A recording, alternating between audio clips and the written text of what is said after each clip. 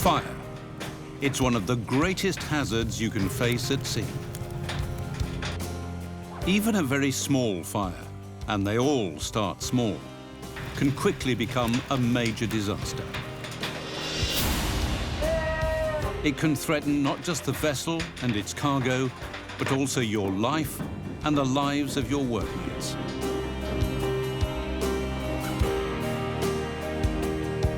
What's more, even if a fire doesn't kill you, it can change your life, your appearance, or your ability to provide for yourself and the people who depend on you.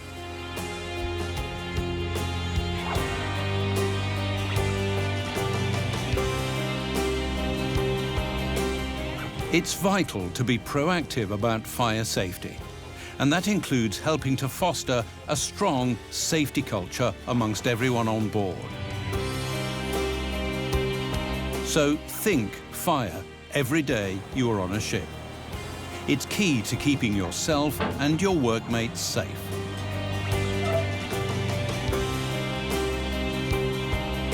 In this program, we look at the basics of firefighting, what action to take when an incident occurs, fire extinguishers, and general firefighting techniques.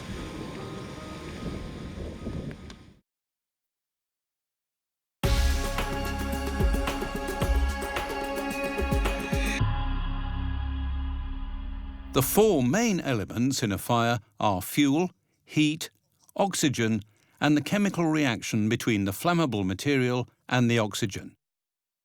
Successful firefighting means removing one or more of these elements as quickly as possible.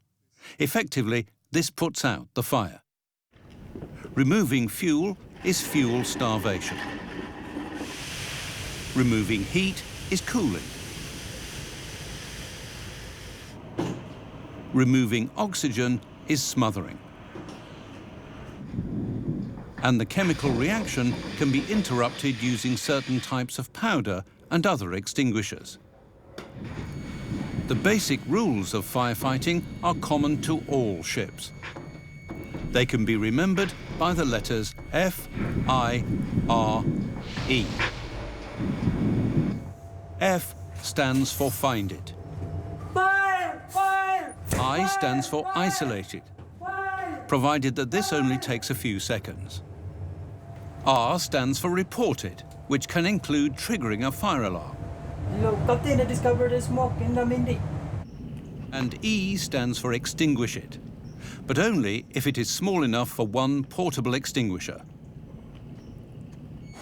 If that is not the case, then E stands for escape.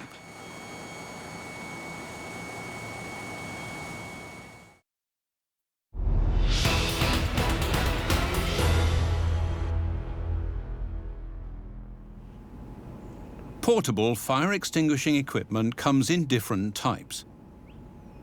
You must use the right equipment in the right situation. Not doing so could cost you your life. To help you, there is usually a sign on the wall, as well as a label on the extinguisher to say what type it is. The right type of extinguisher should be in the right place for the type of fire which is most likely to occur in a particular area. But always check that the extinguisher is appropriate to the fire. Later in this section of the program, we'll cover how to use firefighting equipment properly. But firstly, let's look at the different types you may encounter on board ship. Water extinguishers are suitable for dealing with fires involving carbonaceous material. As we noted in the first program of this series, carbonaceous material is any solid, non-metallic material which will burn if ignited and leaves a residue of ash when it does. There are many examples of this on board most ships. The list includes wood, paper, rubber, some plastics, most bedding, and cloth like curtains, sheets, rags, and so on. Water rapidly cools the burning material and hinders the spread of combustion. There are two basic types of foam extinguisher: stored pressure and the gas cartridge type. They are particularly suitable for use on flammable liquid fires. Direct the foam onto a vertical surface so it can flow down and over the entire surface of the burning liquid. Never aim foam directly at the surface of the liquid. If the liquid temperature is high and the surface is penetrated, the water content of the foam will rapidly turn into steam. This may produce the same boil-over effect you see when water is sprayed straight into burning oil. AFFF, aqueous film-forming foam, has considerable penetrating power and is particularly effective on flammable liquid fires.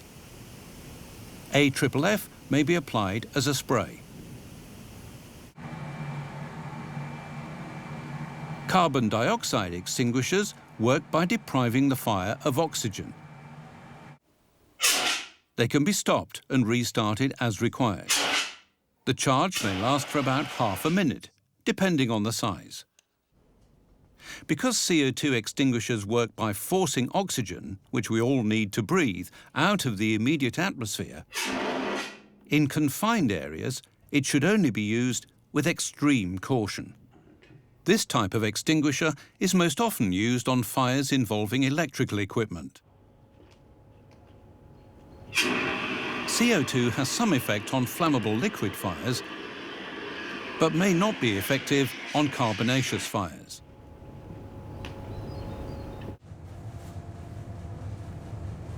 Dry powder extinguishers act as a flame inhibitor. They suppress a fire by chemically interfering with the process of combustion. Dry powder extinguishers are usually used on liquid or gaseous fires.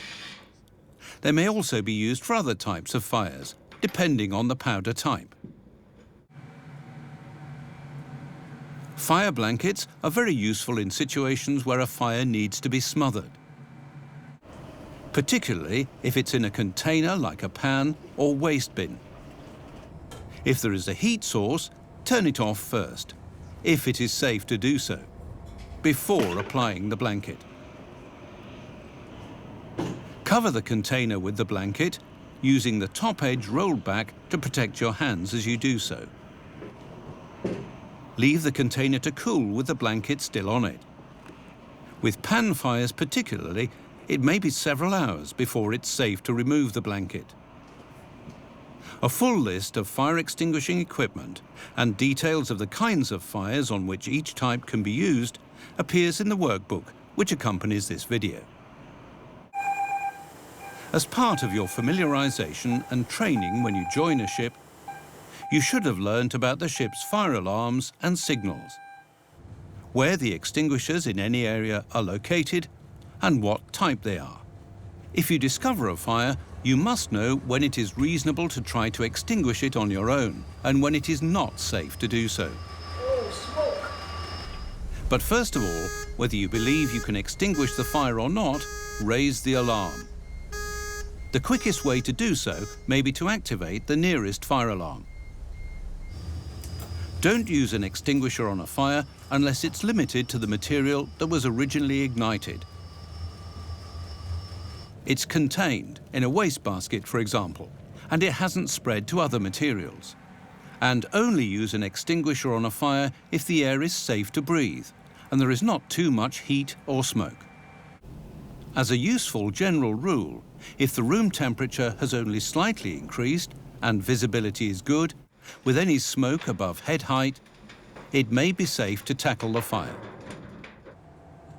Remember, 7 out of 10 fire-related deaths are caused not by flames, but by inhaling smoke and other fumes.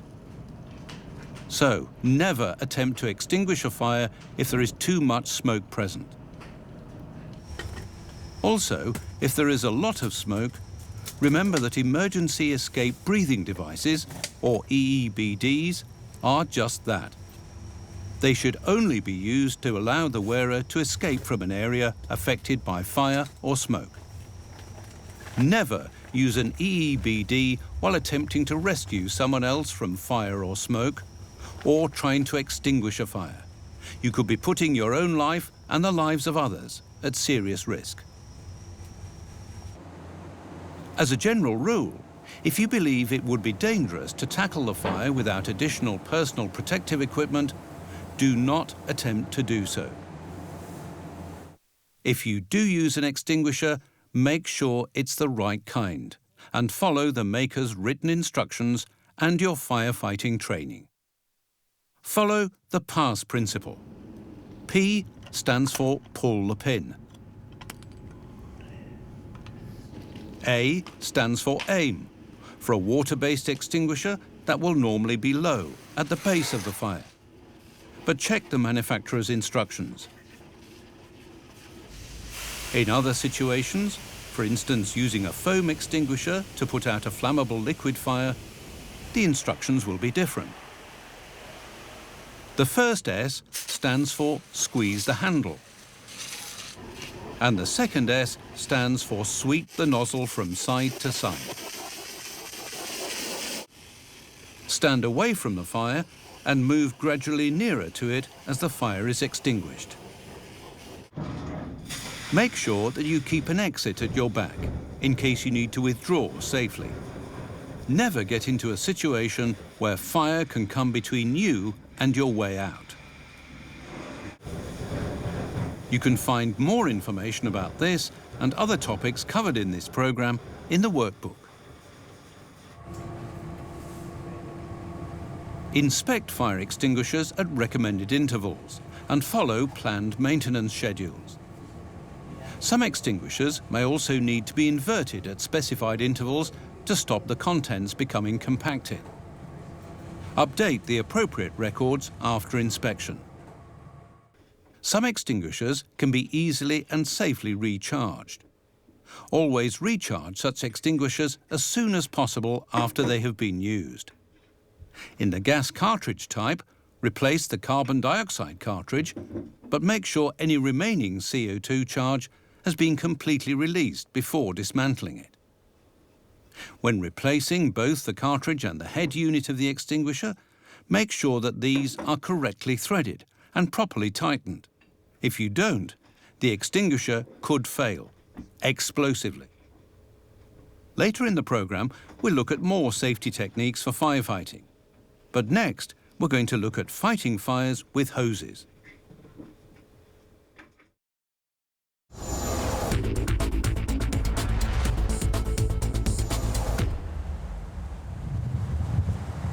Of course, water is the most abundant firefighting medium available at sea.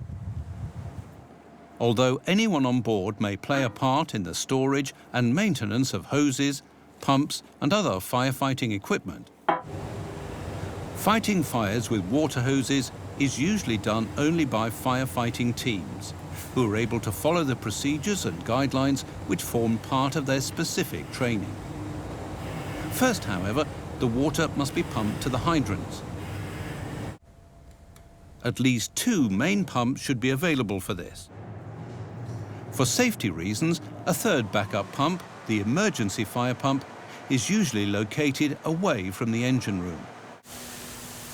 A ship's firefighting installation will be powerful enough to allow 2 jets to reach any part of the vessel that is normally accessible to the crew.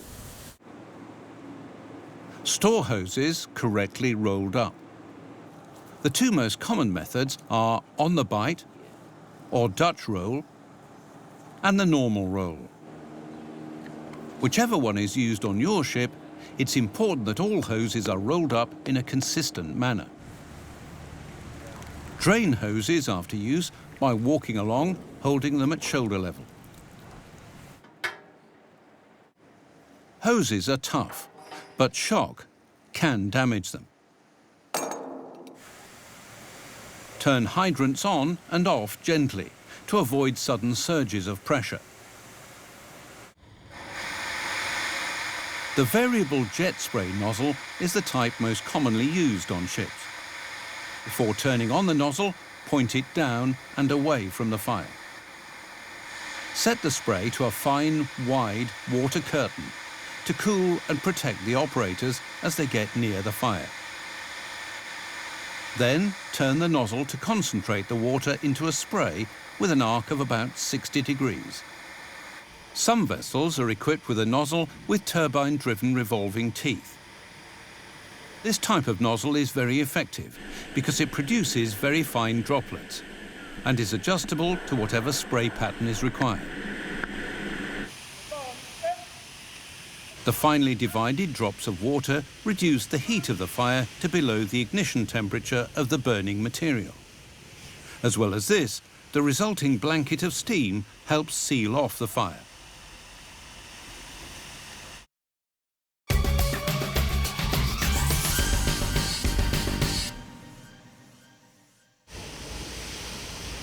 If possible, attack the blaze from the windward side, or from wherever there is the least smoke.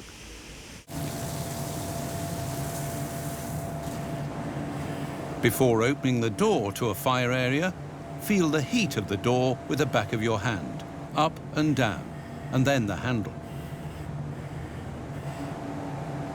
If the door opens towards you, keep your shoulder and knee against it and open it slowly. Remember that the fire in the room may have generated a quantity of hot and flammable gas.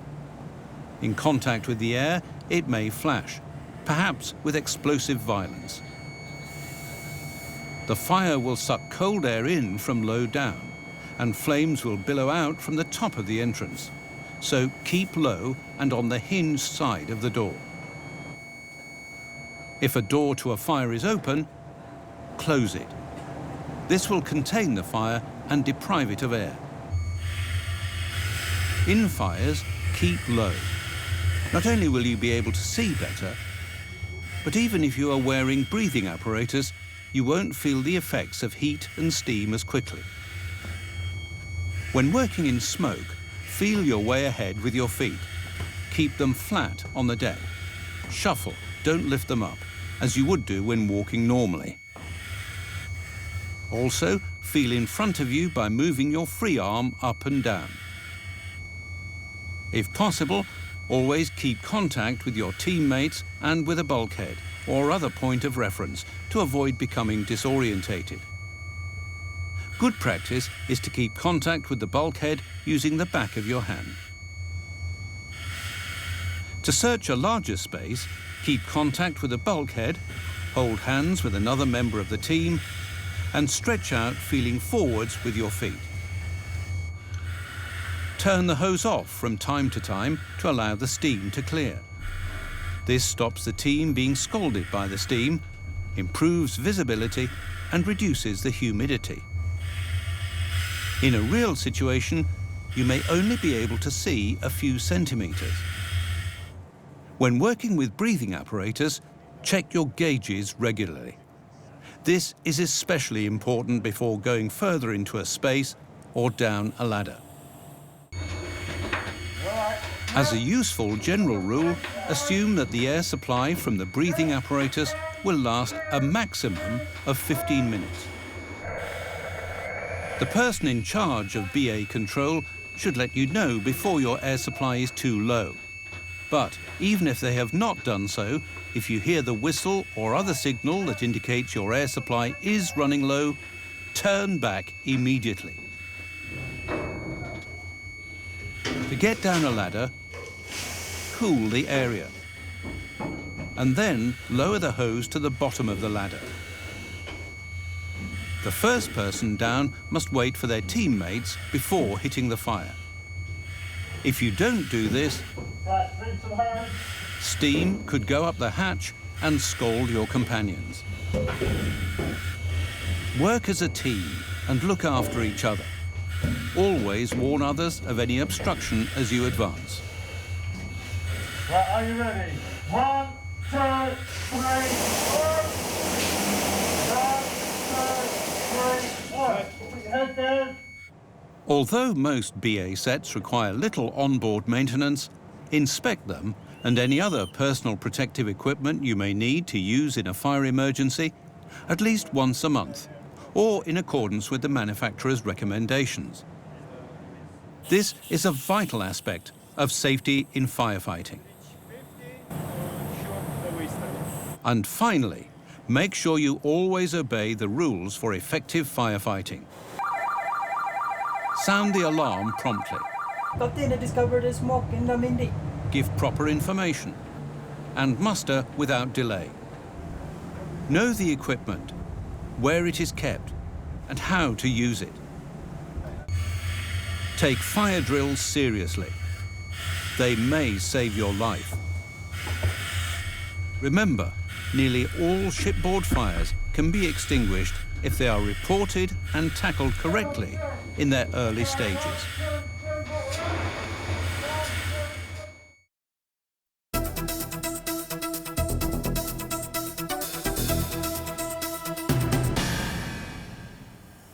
Fixed installations come in many types and sizes.